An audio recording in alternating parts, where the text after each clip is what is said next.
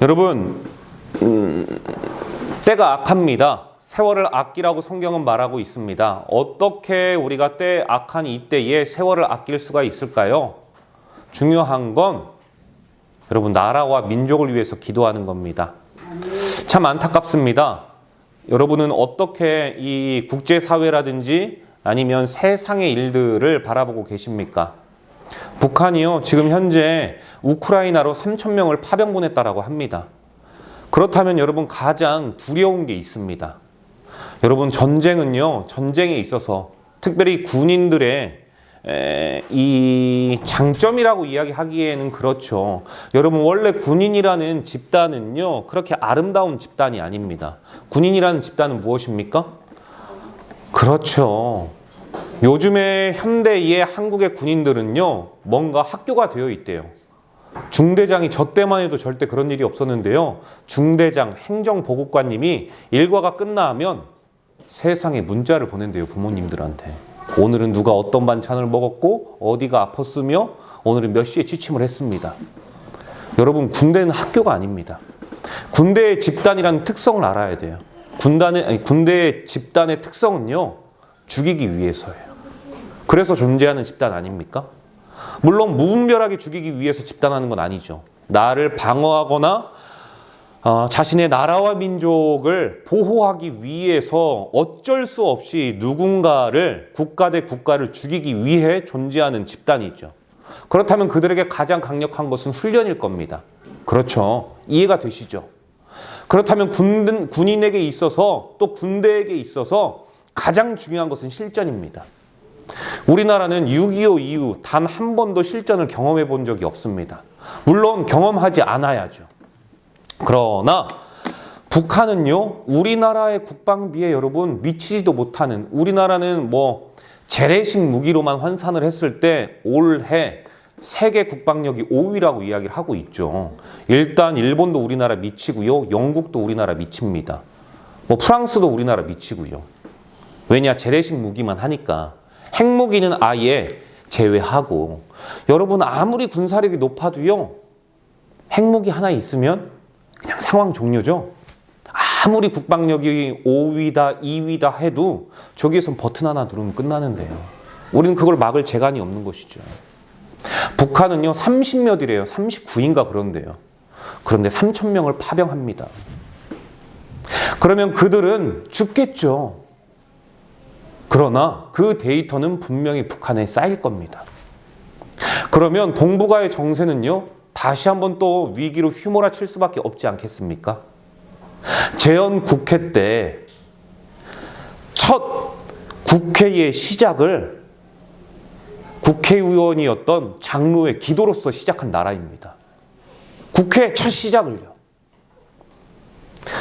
애국가에서 하나님이 보호하사, 여러분, 하느님, 하나님, 천주교고 개신교가 사용한다, 이렇게 생각하면 안 됩니다. 하느님과 하나님의 차이는요, 어떻게 하게 된 거냐? 지방에서 어떻게 복음이 들어왔느냐? 저기 평안북동과 함경북동과 그쪽에서 들어왔느냐? 아니면 이쪽에서 들어왔느냐? 그 지역의 언어의 특색에 맞게 해서 변절돼서 들어온 거예요. 중요한 건 하나님이 보호하사라는 국가의 신앙의 고백을 넣은 나라입니다. 여러분, 이런 우리나라예요. 여러분, 미국의 1달러 지폐 거기에 뭐라고 되어 있는지 아십니까? 하나님은 우리와 함께 하신다. 지폐조차 하나님을 넣은 나라 미국. 국가에 하나님을 넣고, 원래 잡신이 많았던 샤머니즘 국가에 재헌국회의 첫 시작을 하나님께 대표기도로 시작했던 나라. 그게 우리나라예요. 그렇다면 우리가요, 해야 될 건 딱 한 가지입니다. 나라와 민족을 위한 기도를 해야 됩니다. 데이터가 쌓이고 있지만 저것이 나라와 민족을 향한 동족 상잔의 비극으로 끝나지 아니하기를 우리가 기도해야죠. 그것이 오늘 본문입니다, 여러분. 이 세대를 본받지 않는 삶. 여러분, 세상에는요, 너무나도 무수히 많은 소리가 있지요. 그 중에는 우리가 들어야 할 소리도 있고요, 우리가 절대 듣지 말아야 할, 안아야 할 소리들도 있습니다. 대표적으로 듣지 말아야 할 소리는 무엇입니까? 무엇일까요? 저는요, 아무리 생각해도 한 가지인 것 같아요. 보이스피싱. 요거는 듣지 않아야 돼요. 요거 듣는 순간 난리 납니다, 여러분. 난리 나요. 또 취업을 매개체로 취업 사기. 이거 조심해야죠. 재작년쯤인가요? 작년쯤인가요? 택시 드라이버인가요? 그 드라마 나왔던 거 있잖아요. 모범 택시인가요? 모범 택시. 모범 택시 2에 어쨌든 택시는 맞잖아요, 여러분.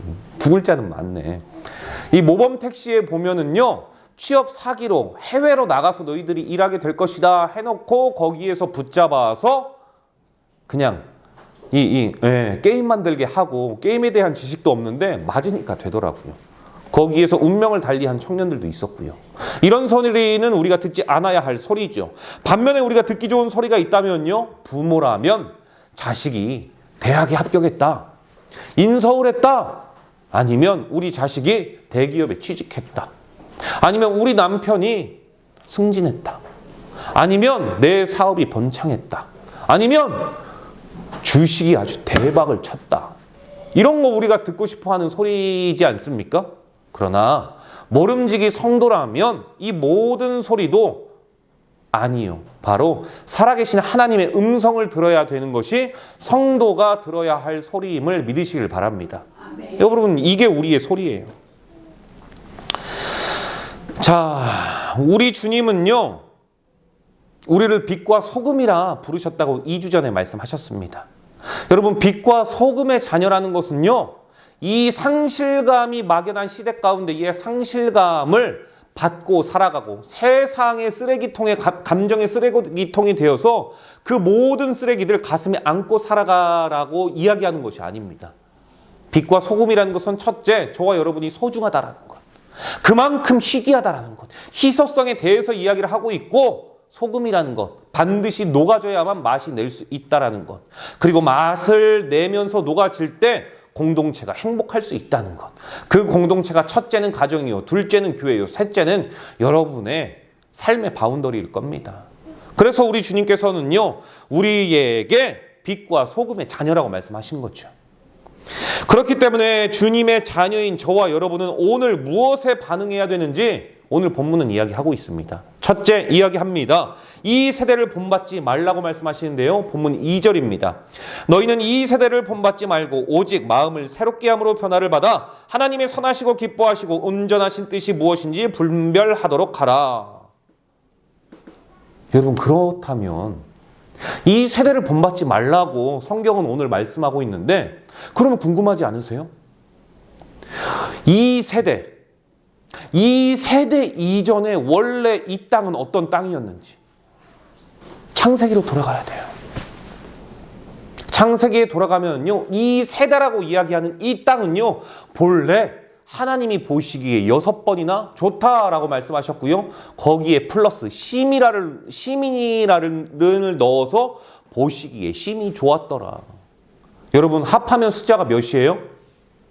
숫자 7이죠? 이거는 완전수입니다. 즉, 완벽하고도 완전하고 하나님이 보시기에 좋았다라는 거예요. 이거보다 안성맞춤은 없었던 시대예요. 이것보다 안성맞춤은 없었던 땅이었습니다. 그렇게 완벽했던 땅. 그 땅이요, 여러분, 뒤틀려 버렸어요. 무엇으로 인해서 뒤틀렸을까요? 그렇죠. 죄로 인해서 뒤틀려 버렸습니다. 그렇게 하나님께서 기뻐하시고 좋아하시고 설레이시고 행복해 하셨던 그 땅이요, 뒤틀려 버렸어요. 죄로 인해서. 여러분, 그런데 가만히 한번 생각해 보세요. 여러분의 집에 지금 아주 멋지게 새 돈을 들여가지고 인테리어를 멋들어지게 해놨어요. 그리고 여러분이요, 지금 막 진짜 너무 좋은 이 소파를 봐놨어요. 아니, 너무 좋은 가구를 딱 봐놨어요. 이 가구를 살 때, 이 소파를 살 때 여러분 금액을 먼저 생각해 보셨을 것이고, 두 번째, 여러분의 집 인테리어에 맞는지 안 맞는지 합당한지 그거 따져봤을 것이죠. 이것을 아무리 따져보고 아무리 금액을 계산해봐도 이거 아니면 안 돼요. 그러면요, 천지가 개벽한다라고 해도 여러분 사요, 안 사요? 사요. 안 사요? 사요. 사요. 왜? 가격까지 합리적이라면. 그렇게 해서 설레이는 마음으로, 너무 기대하는 마음으로, 이것만 있으면 완벽하다, 활용 점정을 찍을 수 있다라는 마음으로 주문을 클릭을 했는데, 그래서 왔는데, 그런데 가구가 물이 먹어버린 거예요. 그러면 뒤틀려버리죠. 인테리어의 소품으로 적당할지는 모르겠지만 큰 가격 내고 아무리 합리적이라지만 여러분 그 가구가 뒤틀려 있어 버리면은요, 일단 무게중심이 제대로 맞지가 않습니다. 불안하고 불편하고 썩 기분이 좋지 않죠. 이 가구를 두면서 내가 어떻게 살아가겠습니까? 이야기했더니 배송 전에 어떤 실수라 우리와는 상관이 없다. 이래버리면 할 말이 없잖아요. 그렇죠, 여러분. 가구가 틀어져도 이렇게 우리가 속상하고 정말 가슴 아프고 고통스러운데, 하물며 이 세계를 완벽하게 창조하시면서 좋았더라고 말씀하셨던 하나님은요, 죄로 인해서 뒤틀려 버렸을 때 얼마나 속상하셨겠습니까?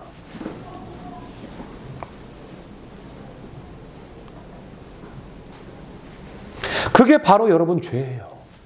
하나님과의 관계를 틀어버리는 그 죄의 무게와 크기. 그래서 사도 바울은요, 그런 시대, 죄로 인해서 뒤틀려버린 그런 세대를 본받지 말고 너희는 오직 마음을 새롭게 함으로 변화를 받아 하나님의 선하시고 기뻐하시고 온전하신 뜻이 무엇인지 분별해라. 이렇게 촉구하고 있어요, 여러분. 너희는 이 세대를 본받지 말라. 무슨 뜻일까요? 세상에 따라 요동치거나 변화하지 말라고요. 상황에 함몰되지 말라고요. 물론 여러분, 유행 따라 사는 것도 제멋이지만 여러분, 그 제멋이에요. 유행 따라 살아가는 것도. 성도는 그럼에도 불구하고 하나님의 말씀을 따라서 살아가야 할 줄로 믿습니다. 아멘. 성도는 그래서 유행 따라 살아가는 사람이 아니죠. 여러분, 우리 박예란 집사님 젊었을 때, 꽃소녀셨을 때 주변 어르신들이 뭐라고 하셨어요? 어머, 참 새댁이 예쁘다. 어머, 참 귀하다. 우리 김종혁 집사님 그러지 않았어요? 어머, 새댁 참 곱다, 이쁘다. 우리 이승만 집사님이나 우리 이철기 집사님이나 두 분, 참 진짜 선하게 생겼네, 잘생겼네, 듬직하네, 이런 소리 들었어요, 안 들었어요? 근데 여러분 어때요? 눈 떠보니까 벌써 자녀들 그냥 다 시집장가 보내고 거기에 손주까지 있고 거기에 중학생, 초등학생 아이들 학교를 보내지, 학부모가 되어 있지 않습니까? 어느 순간 한 해 한 해 살아갈 때마다 눈가에, 이마에 주름이 있고 세월의 흔적들이 묻어나고. 여러분 무슨 말씀이냐면 유행 따라 살아가면 이렇게 망하게 돼 있다라는 거예요. 왜? 내가 언제 이렇게 나이 먹고 내가 언제 이렇게 늙어버렸는지 망각할 만큼 유행 따라 살면은요, 내 현실을 망각하게 되어 있어요. 그게 우리예요. 바라기는 우리 예수로 사는 교회 모든 성도들은 세상과 타협하지 않으시기를 주님의 이름으로 축복합니다. 유행 따라 살아가지 않기를 주님의 이름으로 또한 축복합니다. 주님의 기쁨이 되시기를 주님의 이름으로 축원합니다. 여러분, 주님의 기쁨이 되십시오. 주님의 기쁨이 되는 성도는요, 무엇보다 유행 따라 살아가는 세상을 분별하는 능력이 있다는 거 아니겠습니까? 하나님께서 보시기에 심히 좋았다 하던 이 세상, 죄로 인해 뒤틀려버린 악이 관영했던 창세기 6장 시대에 노아 시대 때 사람들의 삶은 어땠을까요? 일단 그 시대를 알아야 되겠죠. 죄악이 관영했다라고 이야기를 하니까요. 창세기 6장 5절에서 7절입니다. 여호와께서 사람의 죄악이 세상에 가득함과 그의 마음으로 생각하는 모든 계획이 항상 악할 뿐임을 보시고 땅 위에 사람 지으셨음을 한탄하사 마음에 근심하시고 이르시되 내가 창조한 사람을 내가 지면에서 쓸어버리되 사람으로부터 가축과 기는 것과 공중의 새까지 그러하리니 이는 내가 그것들을 지었음을 한탄함이니라 하시니라. 여러분, 이마만큼 죄가 관영했어요. 즉 사람이 지은 죄로 창조의 질서가 완전 변화돼 버릴 정도로 죄가 심했다라는 거 아니겠습니까? 언제 창조의 질서의 변화가 일어났을까요? 노아 때예요, 노아 때. 그럼에도 불구하고 노아는요, 당시 세대를 본받지 아니했습니다. 결국 하나님의 뜻을 분별하는 삶을 살아갔는데 하나님과 대화하는 삶 아니었겠습니까? 그래서 그렇게 하나님을 본받고 하나님의 말씀에 따라 순종했더니 어떻게 되느냐? 홍수의 죄악을 면하는 여러분 특권을 받아요. 면죄부를 받죠. 당시 사람들의 삶은요, 5절 생각하는 모든 것과 여러분 모든 사람의 행동은요, 오늘 이 시대의 문화는요, 결국 생각에서부터 출발을 한 겁니다. 생각이 있었기 때문에 결과물로 지금 오늘 우리에게 보인 거죠. 모든 생각이 악했으니 그의 계획들 또한 어땠겠습니까? 계획도 악할 뿐임을 보시고, 그런 시대 가운데에 노아는요, 당시 사람들의 생각과 계획과는 질적으로 달랐다는 거 아니겠습니까? 할렐루야! 즉 항상 하나님께서 기뻐하시는 선의 삶을 선택했다라는 것이죠. 둘째, 다니엘과 세 친구들 또한 보십시오. 당시 시대에 세대를 본받지 아니하고 하나님의 뜻을 분별해요. 여러분, 적국 바벨론으로 다니엘이 끌려가지 않습니까? 그런데 그가요, 왕조가 3번이나 바뀔 때까지 총리 대신을 지내요. 얼마나 대단합니까? 대단하죠. 여러분, 그런데 더 대박인 건 뭔지 압니까? 이 사람들이, 이 고위 관료들이 배가 아픈 거예요. 잘 나가니까 다니엘이. 왕의 총애를 받으니까 아니요. 하나님의 총애를 받고 하나님의 뜻을 물으니까 하나님께서 사용하니까 그런 거죠. 그런데 그들은요, 보이는 현상만 볼 뿐이지 보이지 아니하는 하나님의 손과 일하심은 보지 않았습니다. 그랬더니 어떻게 합니까? 기도하면 죽는다. 이거를 왕에게 막 해가지고 결국은요, 조서를 받아냅니다. 인장이 찍혀요. 그래서 기도하는 자들마다 다 죽어요. 여러분, 다니엘은요, 하루 3번 본래 어떻게 했냐면 예루살렘을 향한 창문을 열고요, 그곳에서 하루에 3번씩 기도하는 자였습니다. 무릎 꿇고. 그런데 왕의 조서가 있으니 어명이에요, 여러분. 어명은 국법의 위였습니다, 항상. 여러분, 그런데 이거 어떻게 해요?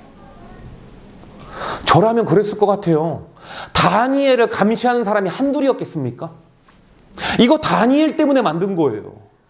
그렇다면 다니엘을 얼마나 감시했을 것이며 다니엘이 하는 모든 행동 하나하나가 그것과 관련되지 않았을까 하면서 계속 추측을 했을 겁니다. 그러면 저는요, 평소에 문을 닫았을 거예요.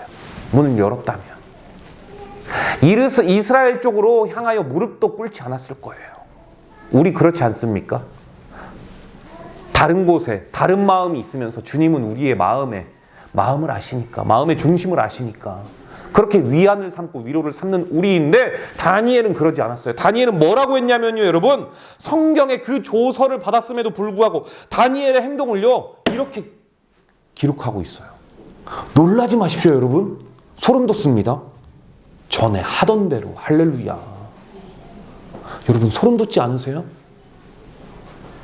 죽이고자 하는 그 사자굴에 들어가 있는데 그럼에도 불구하고 다니엘은요, 전에 하던 대로. 할렐루야. 사랑하는 예수로 사는 교회 성도 여러분, 성도의 신앙은요, 이래야 돼요. 자, 따라합니다. 전에 하던 대로. 전에 하던 대로. 여러분, 기억하십시오. 죄를 선택하던 전에 하던 대로의 행동이 아니라 하나님의 말씀으로 분별되고 우리가 변화를 받아 하나님께서 기뻐하시는 선의 행동을 하는 그대로, 그것을 전에 하던 대로다 성경은 이야기하고 있어요. 다니엘의 세 친구의 신앙 고백, 오늘 저와 여러분이 살아가는 우리들에게 엄청난 감동과 교훈을 줍니다. 도전의식을 주죠. 다니엘 3장 17절에서 18절에 왕이여, 우리가 섬기는 하나님이 계시다면 우리를 맹렬히 타는 풀무불 가운데에서 능히 건져내시겠고 왕의 손에서도 건져내시리이다. 그렇게 아니하실지라도 왕이여, 우리가 왕의 신들을 섬기지도 아니하고 왕이 세우신 금신상에게 절하지도 아니할 줄을 아옵소서. 여러분, 다니엘 보면요, 그 친구들, 그 주변의 지인들도 알 수가 있어요. 친구들 또한 장난이 아니죠. 앞에 칼이 있는데 여러분 왕이시여 이 이방신에게 바쳐졌던 음식 안 먹을랍니다.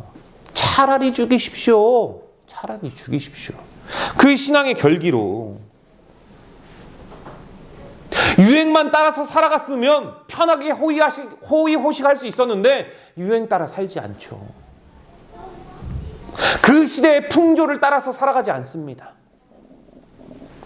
당시 세대를 본받지 아니하고 자신들의 믿음을 굳건히 지켰더니 결국요 여러분 신앙의 승리자, 믿음의 승리자, 성경에 기록되는 자, 하나님께서 기억하셨던 자가 됩니다.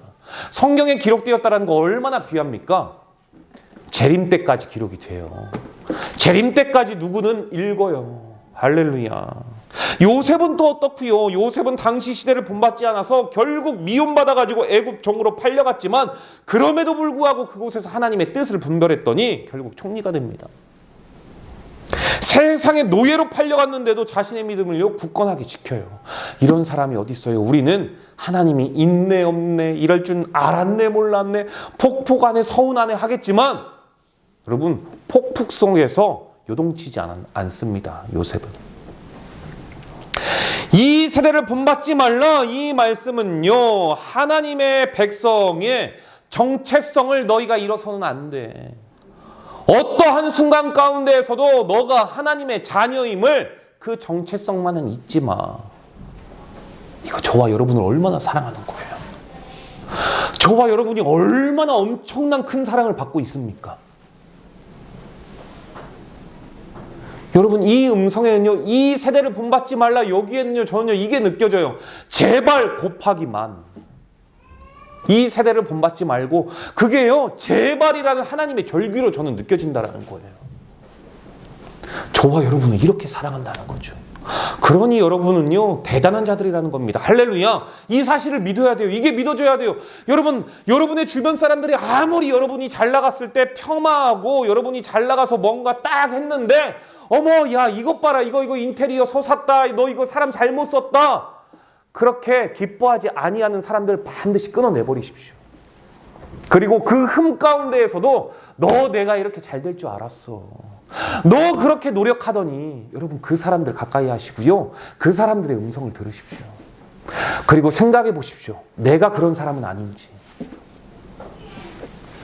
중요한 건 여러분은 하나님께 그런 대우 받지 않습니다. 하나님께서 여러분을 지적하지 않습니다. 너는 이래서 안 되고 너는 저래서 안 되고 너는 그러니까 빌어먹을 팔자야 이렇게 하나님께서 말씀하시지 않아요. 그럼에도 불구하고 나에게 올래 탕자야 너의 삶이 그렇게 흥청망청 부어라 마셨지만 그래도 나는 너를 기다리고 있단다. 그 사랑이요 저희를 향하신 사랑이에요. 할렐루야.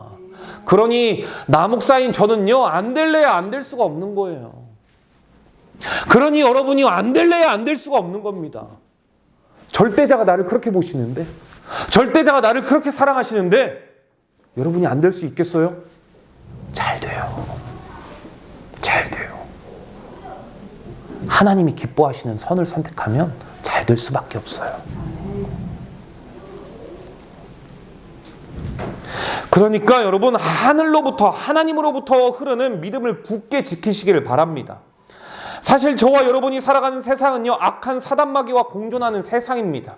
그러나 분명한 것은 저와 여러분은 세상에 속한 자들이지만 세상에 속해 있지는 않습니다. 그들과는 달라요. 오히려 세상을 향해서 파송된 그 김환중 장로님인가요? 그 장로님 간증이 많은데 그분께서 쓴 책의 제목이 있어요. 하나님의 대사.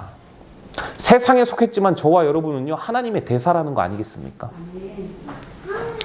그래서 같은 환경, 같은 조건 속에서 남다른 신앙생활을 해야 한다는 것은요 거저되는 게 아닙니다. 여러분 반드시 희생적인 이웃을 위해 녹아져야 하고 공동체의 화목을 위해서 녹아져야만 하는 소금의 삶, 자기의 희생이 있어야만 가능하지요. 그러나 반면에 우리가 이 세대를 본받고 살아간다면 노아 시대 때 하셨던 것처럼 창조 질서의 변화가 우리 삶의 곳곳에서 일어나게 됩니다. 지금 일어나고 있잖아요. 여름 얼마나 덥습니까? 겨울 얼마나 추워요. 아무리 더위 물리쳐 보겠다고 인공비를 만들고 천둥 번개를 만들지만 그거 일시적일 뿐이고요. 그 후폭풍도 장난이 아니어서 몇 주 전에 중국에서는요, 태풍급의 강풍이 몰아치지 않았습니까? 아무리 일확천금과 같은 천문학적인 돈으로 환경을 살려보겠다고 전기차 만들고 탄소가스 줄이고 이것저것 다 환경을 친환경으로 바꾸고 있다고 하지만 여러분, 전염병 막을 수 없고요. 여러분, 공해 막을 수 없고요. 이미 배출된 탄소 어찌 해볼 겨를이 없습니다. 변해버린 세상이기 때문이죠. 이 세대를 본받고 살아간 결과 이거 아닙니까, 여러분?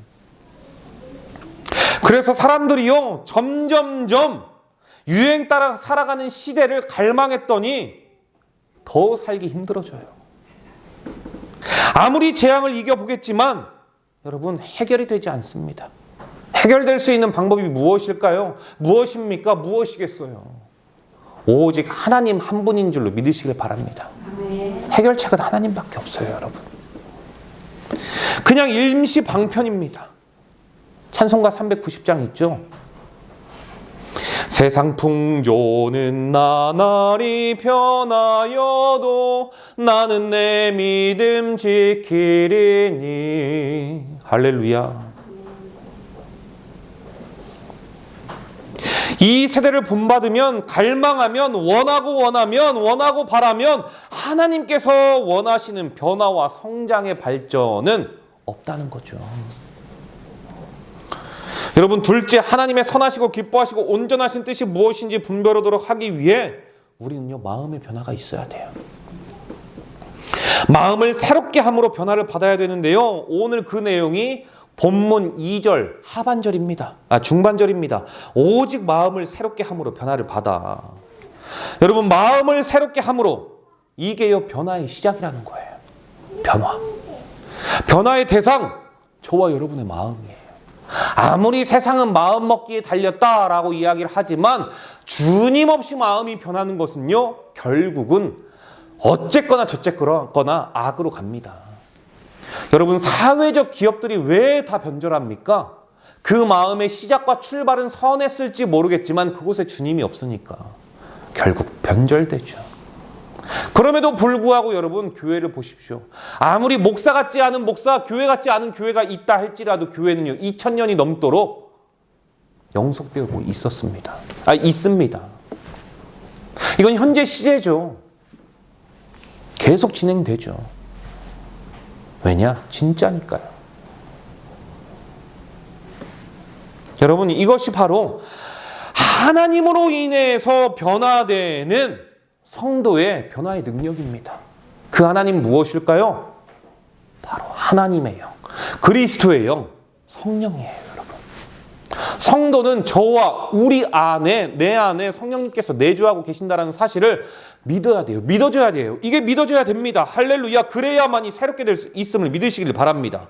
어떤 성도가 은혜를 받습니까? 변화를 받아 끊임없이 노력하는 자, 성도 자신 속에서 내주하고 계시는 성령님께 계속 도움을 간구하는 자, 그 자만이 변화받을 수 있고요, 은혜 얻을 수 있다는 것이죠. 그런데 여러분 안에 성령님이 확실히 내주하고 계심을 믿으십니까? 아니면 의심이 조금 드십니까? 진짜 성령님이 계시는 거야? 내 안에 내주하고 계신다라고 하는데 나 도통 모르겠는데? 그렇다면 점검해 볼 게 있어요. 첫째, 여러분의 생각이 항상 어떤 생각을 하고 있는지, 물질 만능주의로 가고 있지 않는지, 쾌락적으로 가고 있지 않는지. 둘째, 여러분의 입술의 언어가 무엇을 말하고 있는지. 아이고 힘들어 죽겠다. 아이고 고되다. 내가 이럴 줄 알았지. 어쩐지 요즘 조금 내가 잘 되더라, 불안하더라 했어. 이게 내 입술의 특기는 아닌지, 장점은 아닌지, 이거 생각 잘 해봐야 돼요, 여러분. 바랄 수 없는 중에, 우리가 볼 수 없는 중에서도요, 하나님의 일하심을 확실히 믿는다면 그러한 성도 안에는 반드시 성령님이 내주하고 계신다라는 사실을 믿으시길 바랍니다. 이들은요, 어떠한 상황 가운데서도 부정적인 생각을 하지 않습니다. 아, 고대 다 힘들다. 나 오늘 최선을 다해서 살았구나.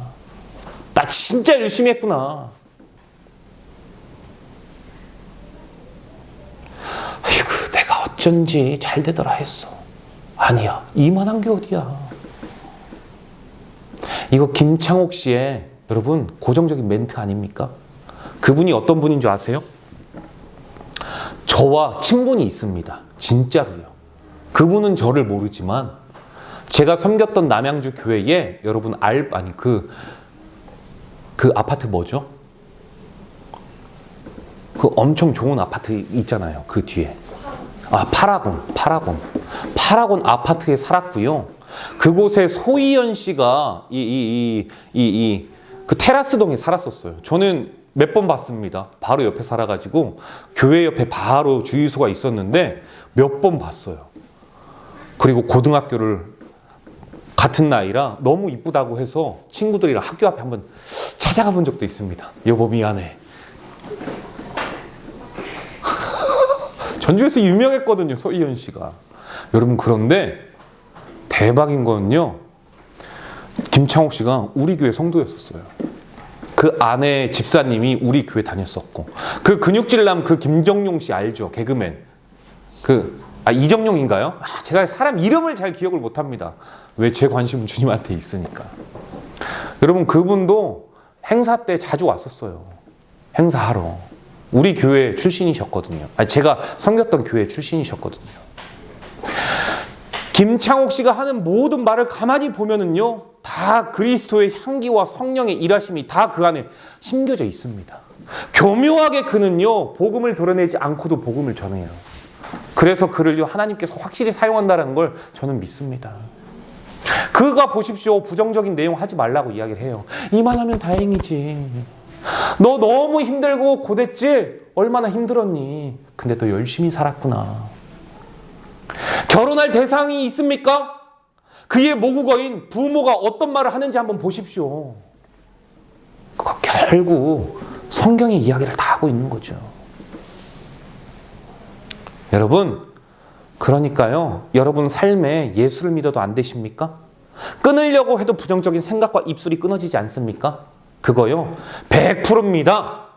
여러분 스스로 예수는 알고 있지만 당신의 능력으로 어떻게 해보려고 하니까 안 되는 겁니다. 성령은 도움의 영이에요. 그리스도의 영입니다. 여러분, 성령을 구하십시오.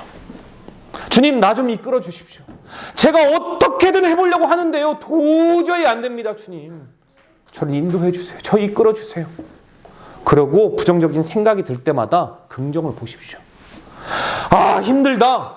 아, 죽겠네 했다면 빨리 세상 말로 침태태 뱉으래요. 그러지 말고, 하나님, 그럼에도 불구하고 제가 여기에서 하나님의 마음으로 얻을 수 있는 것은 무엇입니까? 생각해 보시기 바랍니다. 그래야만이 여러분 성령의 인도하심의 결과가 나오는 삶이 나옵니다. 사도 바울은 그래서 당시 성도나 오늘을 살아가는 우리들에게 로마서 12장 1절과 2절에 두 번이나 말해요. 하나님이 기뻐하는 삶, 거룩한 삶, 제물로 드리는 삶, 이 세대를 본받지 않는 삶, 마음을 새롭게 함으로 변화를 받는 삶. 이런 삶이 하나님께서 원하시는 성도의 삶이라는 사실을 확실히 믿으시길 바랍니다. 변화와 성장은 거저되지 않습니다. 신앙의 연조로도 되지 않습니다. 오직 하나님의 말씀을, 오늘 들은 이 말씀을 내 삶에서 거부하지 아니하고 순종할 때, 그때 가능합니다. 그때 나타납니다. 오늘 하나님의 말씀은요, 우리에게 두 가지를 말씀하셨습니다. 첫째, 이 세대를 본받지 아니하는 삶, 그 삶을 성도가 살아야 하고, 둘째, 마음을 새롭게 함으로 변화를 받는 삶을 살아야 된다. 그것이 바로 하늘의 뜻을 분별하는 성도의 삶이다. 이것을 말하고 있습니다. 바라기는 오늘 들었던 이 말씀을 통해서 여러분이 받아들일 수 있는 것만 받아들이는 것이 아니라 전체의 하나님의 음성을 받아들이셔서 여러분의 삶이 결국은 악한 영과 함께 공존하는 이 혼란이 야기되는 세대 가운데에 결국은 이 세대를 본받지 아니하고 유행 따라 살아가지 아니하고 하늘의 뜻을 확실히 분별하여 어떤 상황 가운데에서도 하나님께서 기뻐하시는 선을 선택하시는 저와 여러분 다 되시기를 주님의 이름으로 축원합니다. 기도하도록 하겠습니다.